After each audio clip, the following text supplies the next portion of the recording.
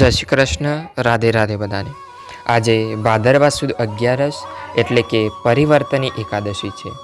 પરિવર્તની એકાદશી વિશે આપણે આજે સંપૂર્ણ માહિતી જાણીશું.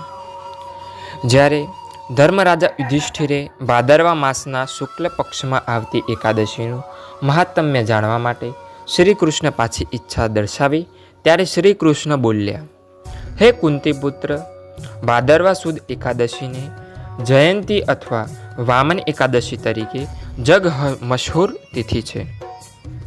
આ એકાદશીએ ભગવાન વિષ્ણુ પડખું ફેરવે છે. આથી આને પરિવર્તની એકાદશી પણ કહેવામાં આવે છે.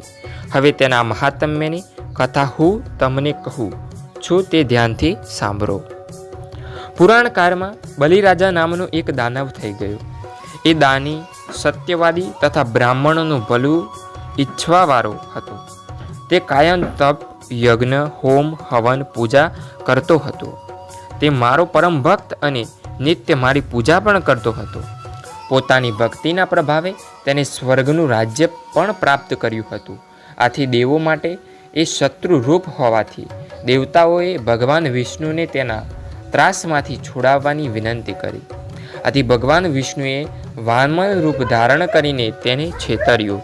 શ્રી વિષ્ણુ વામન રૂપ ધરીને તેને આંગણે ભિક્ષા માંગવાને ગયા. તેમણે બલિરાજા પાસે 3 ડગલા જમીન માંગી અને રાજાએ તે આપવા માટે વચન આપ્યું. શ્રી વિષ્ણુએ પોતાનું વિરાટ સ્વરૂપ ધારણ કર્યું અને તેમનો પગ ભૂલોકમાં, જાંગો ભુવનલોકમાં, કમર સ્વર્ગલોકમાં, પેટ મહાલોકમાં, હૃદય જનલોકમાં, કંઠ તપલોકમાં અને મુખ સત્યલોકમાં. તેમનું આવું વિશાળ અને ભયાનક રૂપ જોતા બધા જ દેવો તેમની સ્તુતિ કરવા લાગ્યા. શ્રી વિષ્ણુએ એક ડગલાથી આખી પૃથ્વી, બીજા ડગલાથી ત્રિલોક માપી લીધું. ત્યારબાદ બાકી રહેલ ત્રીજું ડગલું ક્યાં મૂકવું, આવો સવાલ બલિરાજાને કર્યો. ત્યારે શ્રી હરિના પરમભક્ત બલિએ પોતાનું મસ્તક શ્રી વિષ્ણુના ચરણમાં મૂકી દીધું અને કહ્યું, હે જગતપતિ, કૃપાનિધિ, દીન દયાળ, આપ ત્રીજું ડગલું મારા મસ્તક પર મૂકો.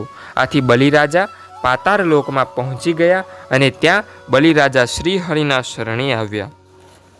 એ વખતે ભગવાન વિષ્ણુએ કહ્યું, હે રાજન, તારી ભક્તિથી હું તારા પર પ્રસન્ન થયો છું. તારે જે જોઈએ તે માંગ. બલિરાજાએ 2 હાથ જોડીને કહ્યું, પ્રભુ, મને કાયમને માટે આપના ચરણોમાં જગ્યા આપો. શ્રી વિષ્ણુએ તેને કહ્યું, હું સદાય તારી પાસે જ રહીશ.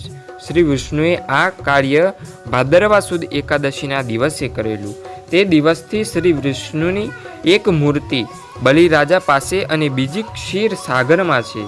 હે રાજન, આ એકાદશી કરનારને તથા તેનું મહાત્મ્ય વાંચનાર તથા સાંભળનારને 10,000 અશ્વમેઘ યજ્ઞનું ફળ મળે છે. જય શ્રી કૃષ્ણ. રાધે રાધે બધાને.